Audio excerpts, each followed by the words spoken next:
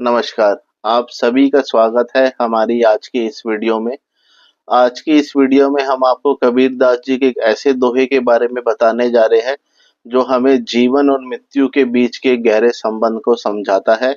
साथ ही साथ ये दोहा हमें सिखाता है कि मृत्यु का भय केवल उस व्यक्ति को होता है जो उसकी वास्तविकता को नहीं जानता है। यदि हम जीवन में ही मृत्यु को स्वीकार कर ले तो हम अमरता का अनुभव कर सकते हैं, और ये अमरता शारीरिक नहीं, आत्मिक है। तो चलिए सबसे पहले हम आपको उस दोहे के बारे में बताते हैं कि हम किस दोहे के बारे में आपको बताने जा रहे हैं। साथ ही साथ उसके बाद हम इस दोहे का सरल अर्थ और साथ ही साथ उसके पीछे की जानकारी देने की पूरी कोशिश करेंगे। तो दोहा कुछ इस प्रकार है। जीवन में मरना भला, जो मरी जाने कोई, मरना पहले जो मरे, अजय अमर सो होए। जी हाँ, तो सबसे पहले हम आपको इस दोहे का सरल अर्थ बताना चाहेंगे। कबीर दास जी का यह दोहा जीवन और मृत्यु के चक्र को समझाने का एक गहरा संदेश देता है। इसमें कहा गया है कि यदि कोई ऐसे व्यक्ति है जो अपने मन से मृत्यु को स्वीकार कर ले, यानी अपने जीवन की असारता को समझ ले और मृत्यु को अपना मित्र मान ले, तो वह व्यक्ति अमर हो जाता है। कबीर जी यहाँ कहना चाहते हैं कि मृत्यु का भय केवल उन लोगों को होता है जो मृत्यु को नहीं समझते, जो जीवन के प्रवाह में फंसे रहते हैं और मृत्यु को अंतिम सत्य नहीं मानते हैं। लेकिन जो जीवित रहते हुए भी अपने मन को मृत्यु को स्वीकार कर लेते हैं, वो वास्तव में अमर हो जाते हैं, क्योंकि उनके अंदर मृत्यु का भय नहीं रहता है।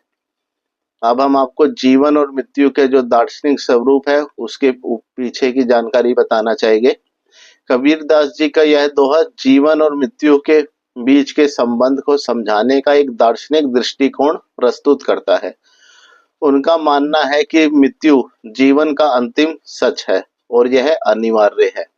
यदि हम जीवन में ही मृत्यु को स्वीकार कर ले तो हमारा जीवन अधिक सच्चाई और शांति से भरा हुआ हो सकता है। यह विचार उन भारतीय दर्शन की गहराई को दर्शाता है जिसमें जीवन और मृत्यु को एक ही चक्र का भाग माना जाता है। शरीर नश्वर है लेकिन आत्मा अमर है। कबीर जी इसी बात को स्पष्ट कर रहे हैं कि मृत्यु से भय मुक्त होना ही सच्ची मुक्ति है। अब हम आपको इस दोहे के पीछे की शिक्षाएं बताना चाहेंगे। मृत्यु का स्वीकृति और आत्मा का अमरत्व। कबीर जी का यह दोहा हमें यह सिखाता है कि मृत्यु का भय मानव जीवन का सबसे बड़ा भय है। अधिकांश लोग जीवन भर मृत्यु से डरते हैं और इसे अंतिम सत्य मानते हैं, परंतु यदि कोई व्यक्ति जीवन में ही मृत्यु को स्वीकार कर लेता है तो वह मृत्यु से परे हो जाता है। यह आत्मा का अमरत्व है जो शरीर से अलग है। जब हम अपने शरीर को नश्वर होने को स्वीकार कर लेते हैं तो हमारी आत्मा का अस्तित्व अनंत है, और इसी बात से हम अमरता का अनुभव कर सकते हैं। मृत्यु का सामना करना और जीवन का सही अर्थ समझना। कबीर दास जी कहते हैं कि जीवन में मृत्यु को अपने अंदर स्थान देना, उससे भयभीत ना होना ही सच्चा जीवन है। यह समझ जीवन का ही सही अर्थ है। जब हम मृत्यु को प्रेम, स्वीकृति और समझ के साथ देख लेते हैं तो हमारे जीवन में एक शांति और साहस आ जाता है। मृत्यु के साथ मित्रता करना। यह संदेश भी बहुत महत्वपूर्ण है कि मृत्यु का भय खत्म करने का सबसे अच्छा तरीका है उससे मित्रता करना। मृत्यु को छुपाना या उससे भागना असंभव है।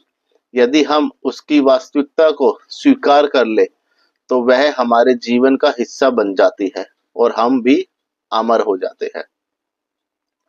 आत्मा का दर्शन और मोक्ष का मार्ग। कबीर जी की शिक्षाएं योग, भक्ति और ज्ञान के माध्यम से आत्मा की पहचान और मोक्ष की ओर इशारा करती है। जब हम इस जीवन के नश्वर रूप को छोड़कर आत्मा की अमरता को जान लेते हैं या जान चाहते हैं तो हम मोक्ष प्राप्त कर लेते हैं। कबीर जी की शिक्षाओं की व्याख्या। मृत्यु का भय क्यों? आमतौर पर मृत्यु का भय इसलिए होता है क्योंकि हम शरीर और सांसारिक वस्तुओं के प्रति आसक्त होते हैं। हम समझते हैं कि शरीर ही हमारा अस्तित्व है, परंतु कबीर जी कहते हैं कि शरीर नश्वर है, आत्मा अमर है। इसलिए मृत्यु का भय व्यर्थ है यदि हम आत्मा की वास्तविकता को समझ ले। जीवन का सही दृष्टिकोण।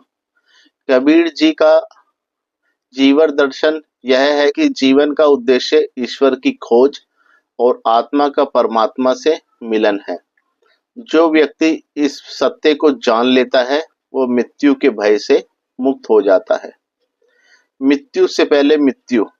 जी हाँ, यह काव्यांश भी प्रसिद्ध है कि मृत्यु से पहले ही मृत्यु को स्वीकार कर लेना। इसका तात्पर्य यह है कि जब हम जीवन में ही अपने अंधकार, लोभ, मोह और सांसारिक वस्तुओं से मुक्ति पा लेते हैं तो हम मृत्यु को अनुभव कर लेते हैं। इससे हमारा मन शांत और निर्भय हो जाता है। आत्मा का अमरत्व। कबीर जी कहते हैं कि जो व्यक्ति मृत्यु से पहले ही मर जाता है, यानी अपनी आत्मा और अहंकार से ऊपर उठकर जीवन जीता है, वही सच्चा अमर है। यह अमरता शरीर की नहीं, आत्मा की होती है। हिंदू, बौद्ध, जैन और सूफी विचारधारा में इसकी तुलना। हिंदू दर्शन। वेद, उपनिषद और भागवत गीता में मृत्यु के बाद आत्मा के अमरत्व का वर्णन है। कर्म और धर्म से जुड़ी आत्मा की मुक्ति ही मोक्ष है। कबीर जी का यह दोहा इन सभी सिद्धांतों का सार है। बौद्ध दर्शन। बौद्ध धर्म में भी मृत्यु का स्वीकृति और निरंतरता का विचार है। संसार का चक्र, सर्पिल जीवन और मृत्यु से मुक्ति का मार्ग बौद्ध शिक्षाओं का मूल है। कबीर जी का यह दोहा बौद्ध विचारधारा से मेल खाता है, जिसमें आत्मा की बात नहीं बल्कि जागरूकता और निर्वाण की बात कही जाती है। जैन दर्शन। जैन धर्म में आत्मा का अमरत्व और मोक्ष का मार्ग बड़े विस्तार से बताया गया है। कबीर जी का यह दोहा भी इसी आत्मा के अमरत्व का संकेत करता है। सूफी विचारधारा। सूफी परंपरा में भी मृत्यु को जीवन की एक अनिवार्य प्रक्रिया माना जाता है। ईश्वर से मिलन और सांसारिक वस्तुओं से मुक्ति को प्रमुख शिक्षा है। जीवन के इस दोहे का उपयोग और अभ्यास। मृत्यु का भय छोड़ना। इस दोहे से हमें यह सीख मिलती है कि मृत्यु से न डरे, उसकी स्वीकृति ही हमारे जीवन को शांतिपूर्ण बनाती है। आत्मा की पहचान। अपने आत्मिक स्वरूप को पहचाने। शरीर नश्वर है, आत्मा अनंत है। सभी सांसारिक वस्तुओं से ऊपर उठना। लोभ, मोह, अहंकार से ऊपर उठकर जीवन बिताए। मुक्ति का मार्ग। जीवन के दौरान ही मृत्यु का अनुभव करे, यानी अपने अहंकार से मुक्त हो, तभी मोक्ष संभव है। ध्यान और भक्ति।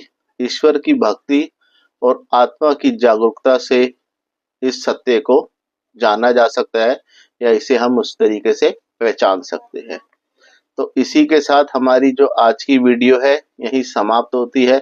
आप हमें जरूर बताइएगा कि आपको ये वीडियो कैसी लगी, और हमसे कहीं भी शब्दों में बोलने में गलती हुई हो तो हमें क्षमा कीजिएगा।